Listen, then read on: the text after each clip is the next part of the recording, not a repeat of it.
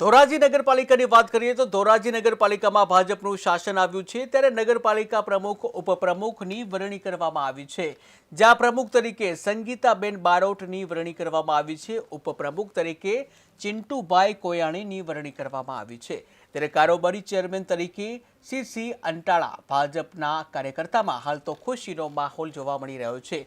ત્યારે ધોરાજીમાં પણ પ્રમુખ ઉપપ્રમુખ સહિતની વરણી કરવામાં આવી છે, જ્યાં ગઈકાલે ભારતીય જનતા પાર્ટીની પાર્લામેન્ટરી બોર્ડની બેઠક મળી હતી અને આજે તમામ જગ્યાએ પ્રમુખ ઉપપ્રમુખના નામ તમામ જે નગરપાલિકા જે છે એ જગ્યાએ પ્રમુખ ઉપપ્રમુખના નામોની જાહેરાત કરવામાં આવી છે। ગુજરાતના 68 નગરપાલિકામાં પ્રમુખ ઉપપ્રમુખની વરણી કરવામાં આવી છે, ત્યારે ધોરાજી નગરપાલિકામાં ભાજપનું શાસન આવ્યું છે। નગરપાલિકાના પ્રમુખ તરીકે અને ઉપપ્રમુખ તરીકે વરણી કરવામાં આવી છે, ત્યારે પ્રમુખ તરીકેની વાત કરીએ તો સંગીતાબેન બારોટને પ્રમુખ બનાવવામાં આવ્યા છે, ત્યારે ચિંટુભાઈ કોયાણીને કારોબારી ચેરમેન તરીકે નિમણૂક કરવામાં આવી છે। ત્યારે જે સીસી અટાળા ભાજપના જે કાર્યકર્તાઓમાં હાલ તો ખુશીની લહેર જોવા મળી રહી છે।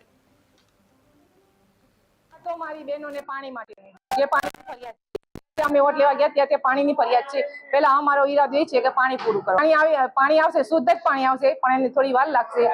બાકી પાણી 4 દિવસે તો અમે કરવા બેઠા જ છીએ। અત્યારે તો ઉપપ્રમુખ તરીકે મને જે જવાબદારી ભારતીય જનતા પાર્ટી આપી છે એના ઉપર અમે 100% ખરા ઉતરશું।